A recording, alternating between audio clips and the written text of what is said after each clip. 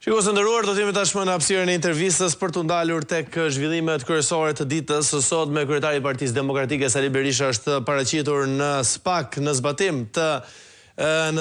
të masës detyrim paraqitje, por për detaje më të hollësishme dhe të reja në lidhje me dosjen ndaj tij unë do të kem avokatin Gens Gjokutaj. Zoti Gjokutaj, përshëndetje. Përshëndetje Arnold. Duhet ta nisim pak me atë çka zoti Berisha citoi ditën e sotme si një akuzë të re, nëse mund ta quajmë po ose jo, sa i përket një ligji të vitit 1992 ku përfituan afro 1 milion shqiptar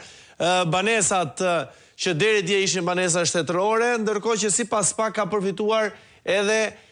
një prej familjarëve të zotit Berisha. Si qëndron e vërteta e kësaj?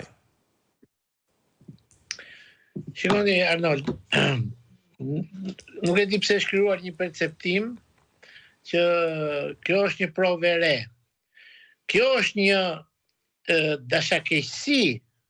që ne e kemi anoncuar, është një poshtërsi e re, domethënë e bërë publike, se ajo ka qenë në dosje, as më shumë dhe as më pak.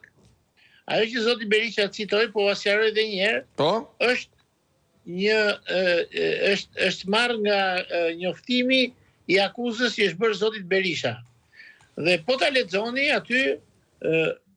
ne kemi thënë që në kryet herës që në çështjen Berisha mungon fakti penal, pra nuk ka vepër penale, jo më të ketë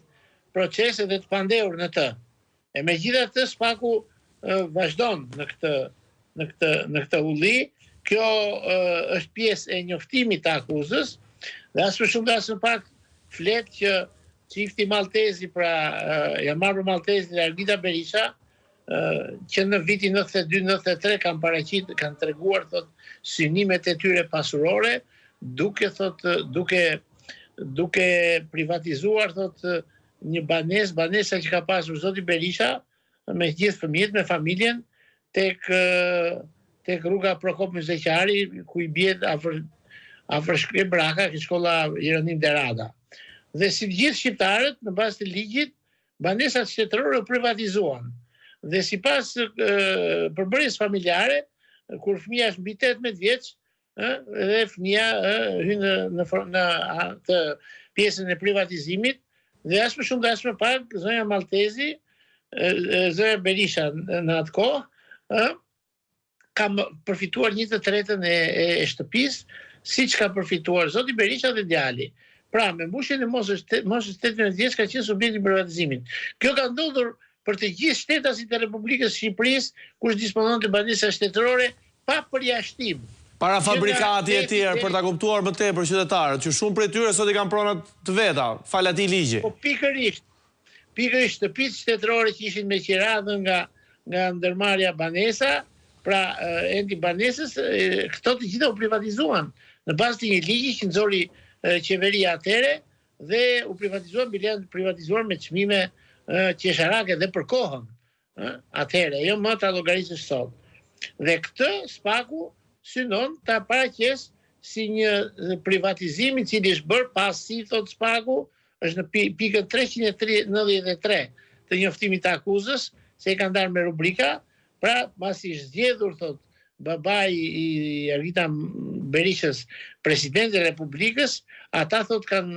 shfaqur thot synime synime pasurore, thot, dhe kanë privatizuar, ndonse pranon që kjo është deklaruar është e kodë njërë ta vazhdojmë këtë punë, sepse të shkruash në aktin e njoftimit të akuzës një akt të lishëm, një përfitim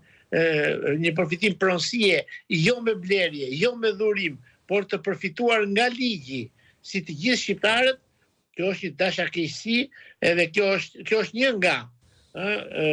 dashakeqësitë, sepse aty ka falsifikime në aktin e njoftimit të akuzës, atje ka falsifikime, atje ka shpifje, gjëra të paqëna, të cilat sigurisht ne kemi denoncuar me shkrim. Zoti Jamar Maltezi ka dërguar një letër që nga prokurori i përgjithshëm dhe të gjithë subjekteve të tjerë, për t'i parë këto akte të palishme. Pra, kjo nuk është një akuzë e re.